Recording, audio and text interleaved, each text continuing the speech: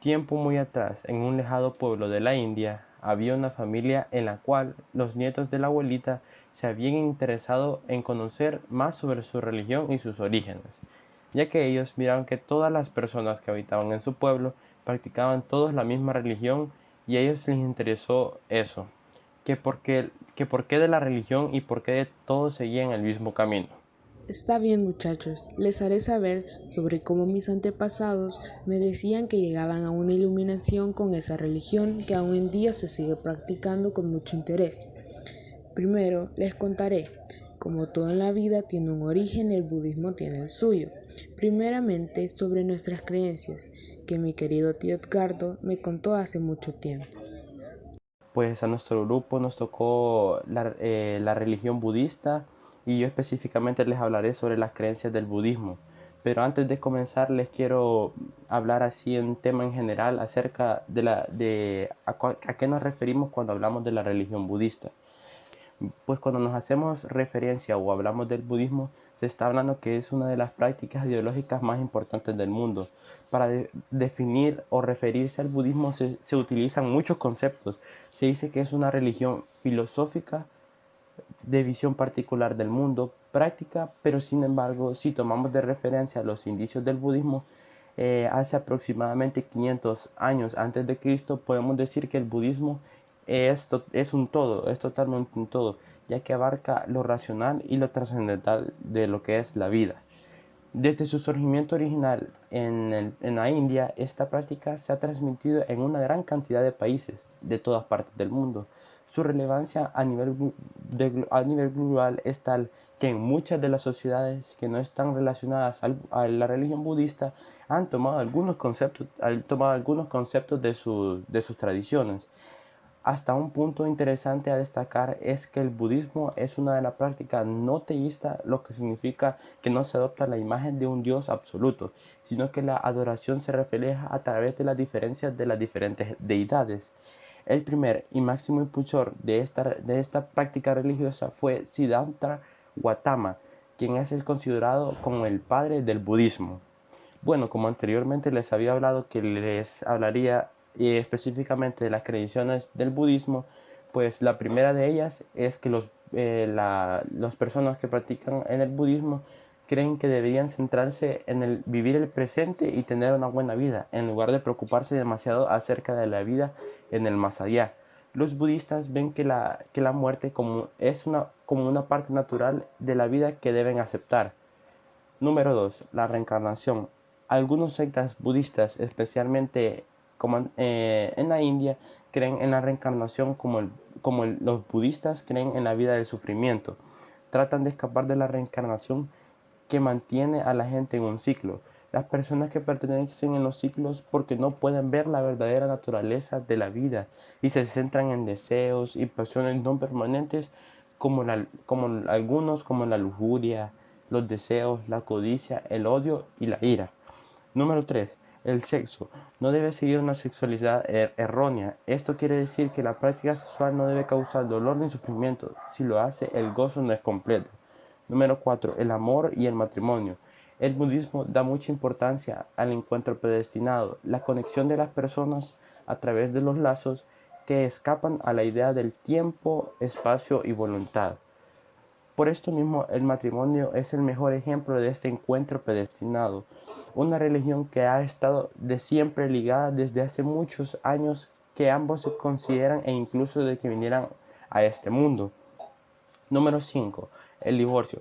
Se posee una postura muy negativa, ya que en la separación se está negando la fuerza del destino y a la vez se rompe el lazo concertado por Buda. No obstante, en el caso de que la ruptura conyugal sea inevitable, se muestra un cierto grado de tolerancia. Número 6.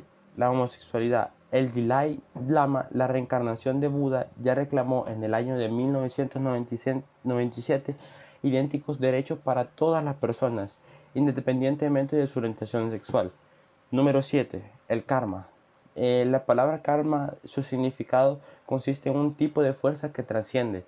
Este tipo de energía es infinita e invencible y es consecuencia directa de las acciones del ser humano. El karma se rige por 12 leyes. Cada una de ellas permite comprender el sentido espiritual de la existencia. Ya que en el budismo no existe un Dios controlador, la persona tienen libre albedrío para aplicarlas o no. Estas eran algunas de las más importantes creencias de esta religión que se practica desde muchísimos años, y ahorita les resumiré sobre la base de las creencias de esa religión.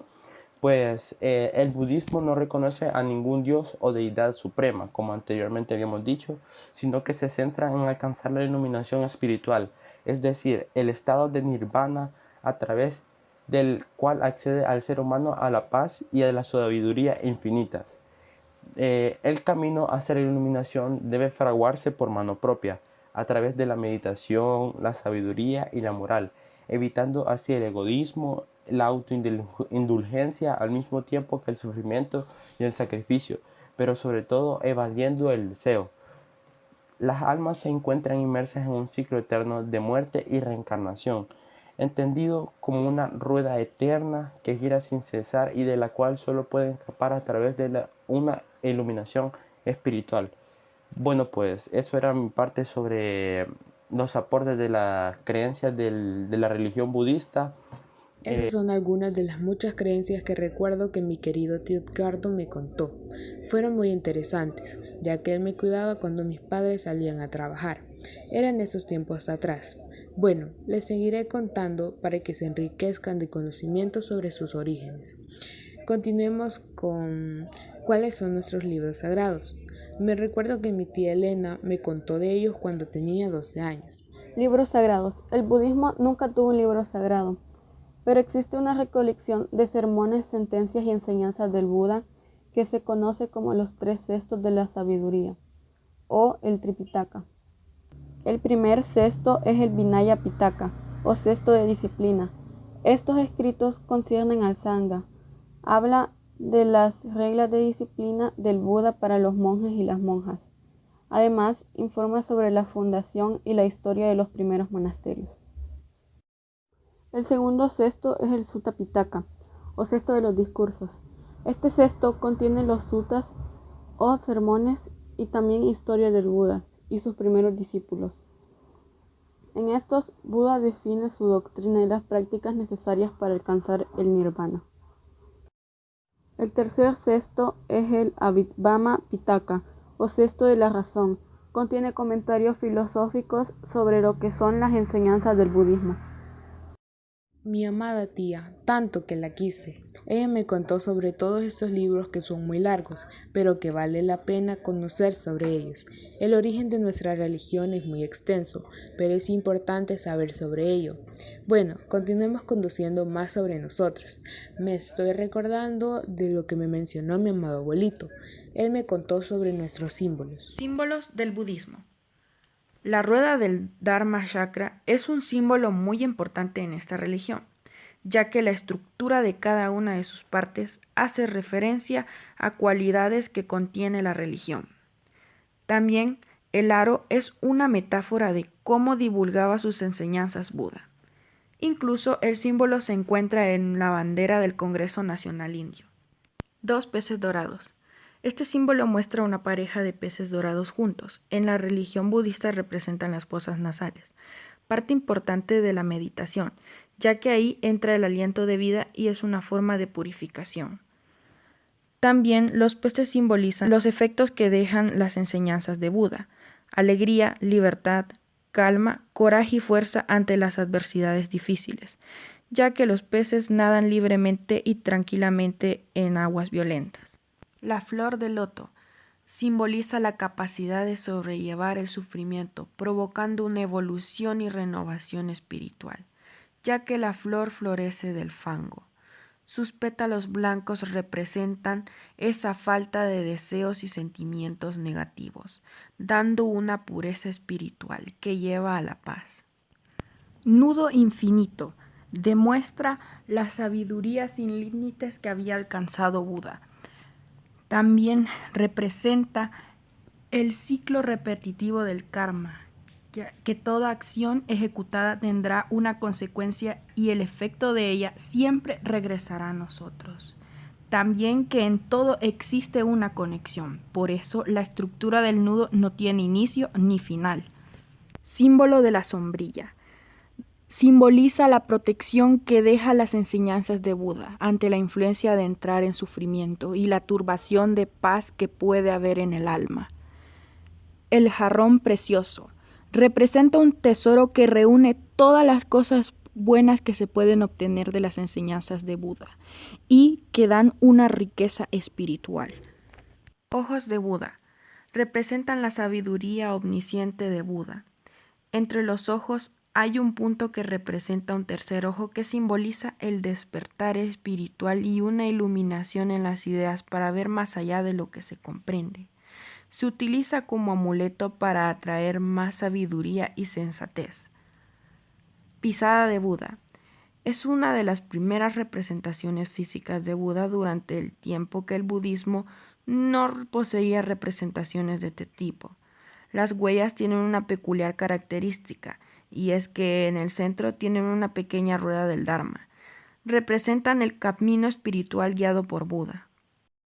Un sobrino de la abuelita también se encontraba en la sala donde la abuelita les estaba contando a los pequeños sobre su religión.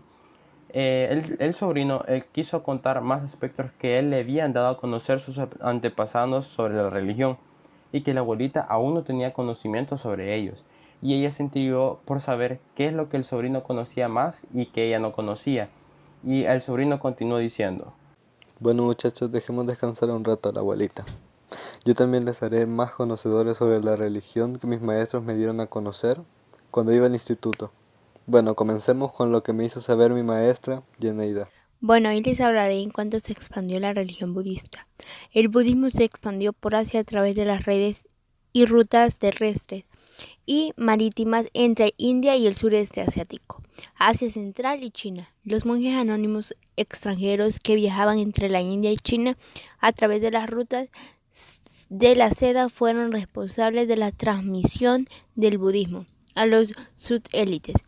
El budismo se originó en la India entre los siglos VI y IV a.C., desde que se expandió a gran parte del este de Asia y declinó su práctica en el país de origen durante la Edad Media. Sin embargo, para los locales esto no es nada fuera de lo común. El budismo lleva más de 2000 años presente en la región. La historia de esta religión comenzó en 523 a.C., cuando el príncipe Siddhartha Gautama alcanzó a la iluminación tras pasar meditando en solitario al norte de la India. El Buda envió a sus discípulos a difundir la enseñanza sobre toda la India. También inició una orden de monjas y instó a sus discípulos a enseñar en los dialectos locales. Gracias. Muy ingenioso lo que mi maestra Yeneida me contó cuando iba a secundaria. Es más, sé otros conocimientos muy interesantes que me ha dado a entender. Sobre cómo se organiza la religión, me lo dio a conocer mi amiga Daniela, y dijo: Organización del budismo. No existe ninguna organización jerárquica, ya que su fundamento autoridad religiosa no está basada en algún líder, sino en el texto sagrado o Tipitaka, que significa 3 cestos. También se le conoce como Canon Pali, que fue escrito durante el siglo I a.C. y en él está la doctrina del budismo Theravada. A su vez, este Canon Pali está conformada por 3 libros. Vinaya Pitaka contiene las 200 reglas de la disciplina del código monástico Theravada. Sutta Pitaka. En este libro se recogen los discursos del Buda Siddhartha Gautama y también el de sus discípulos. Abhidhamma Pitaka. Aquí se encuentra la combinación de la ética, filosofía y psicología. También contiene los principios doctrinales de los 2 libros anteriores, que son útiles para profundizar el estudio sobre la mente, la naturaleza y todo lo creado. La comunidad monástica se organiza históricamente por líneas de transmisión en el tiempo, y en algunas escuelas las cadenas de relaciones entre maestros y discípulos son centrales. Los laicos tienen distinto papel dependiendo de las grandes ramas. Esta organización religiosa descentralizada ha permitido una enorme flexibilidad de puntos de vista, variaciones y enfoques. Los variantes del budismo se dieron por divisiones en el tiempo de puntos de discusión doctrinales, como a su vez por distintos contextos sociales y geográficos, como un árbol ramificado. Esos fueron muchos conocimientos que nos dieron nuestros antepasados, como nos contó nuestra abuelita, que nos enriquecerán y emplearán el conocimiento hasta el más allá. Sí, muchachos, de todo lo que les hablamos ahorita les servirá para siempre. Nunca lo olviden, porque la sabiduría da muchos frutos. Bueno, es hora de comer. Vayan a lavarse las manos.